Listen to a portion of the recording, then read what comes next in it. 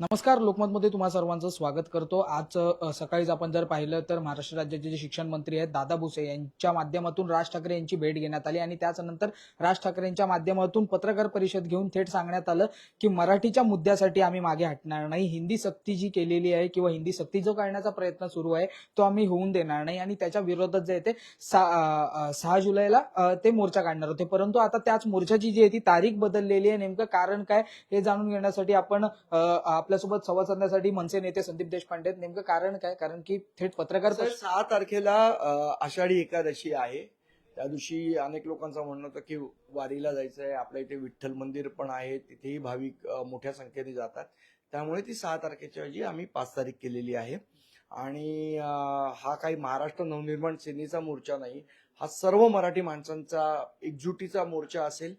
आणि सरकारला जी हिंदी सक्तीच्या विरोधात मराठी माणसं एकवटली आहेत हे चित्र त्यांच्यासमोर जावं ही आमची प्रामाणिक भावना आहे. ज्या पद्धतीने राज ठाकरे यांनी देखील सुद्धा सांगितलं की पक्षाचा कोणता झेंडा नसेल, फक्त मराठीचा अजेंडा असेल.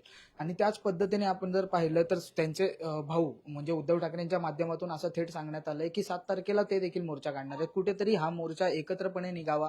नाही, आता या संदर्भातले आमचे पक्षाचे वरिष्ठ नेते त्यांच्याशी संपर्क साधतील किंवा साधलाही असेल माहित नाही मला.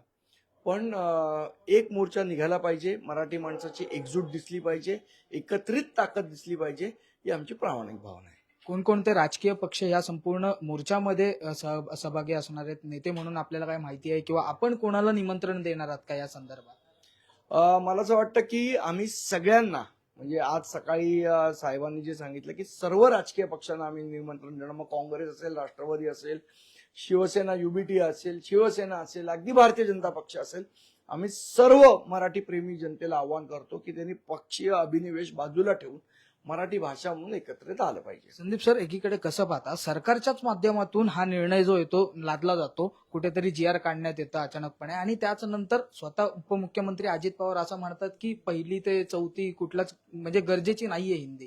कसं पाहता म्हणजे एकाच सरकारमध्ये 2 वेगवेगळ्या विचारधारा सुरू आहेत. तर मला असं वाटतं मतप्रवाह असू शकतात ना. उलट मी अजितदादांचं अभिनंदन करीन की त्यांनी सरकारमध्ये राहून जो निर्णय झालाय त्याच्या विरोधात मराठी भाषेसाठी भूमिका घेतली, असा कणखरपणा सगळ्यांनी दाखवला पाहिजे.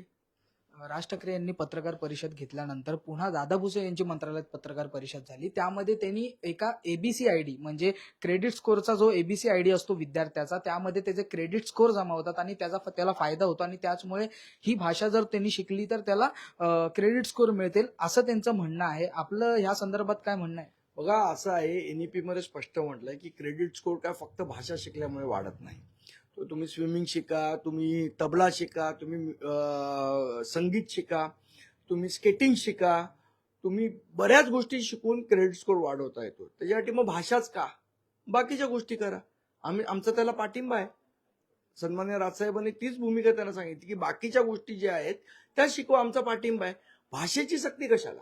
त्यांचं असं म्हणणं आहे की जर ही भाषा शिकली तर कुठेतरी फायदा होऊ शकतो आणि म्हणजे भारतामध्ये ज्या पद्धतीने दुसऱ्या राज्यांमध्ये जी दुसरी भाषा शिकवली जाते 3ऱ्या क्रमांकाला ती हिंदी आहे. त्यामुळे आम्ही पण हिंदीला म्हणजे हिंदी आणण्याचा प्रयत्न केला असं त्यांचं. तुम्हाला पटतं का स्वतःला हे जे काय दादा भुसे बोलले त्याला?